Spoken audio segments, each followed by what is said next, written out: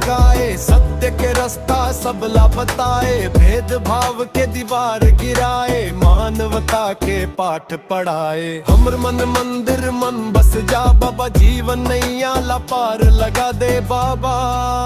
सत्य नाम के उजियारा फैला दे बाबा। गरीब दुखिया के बन गे सहारा।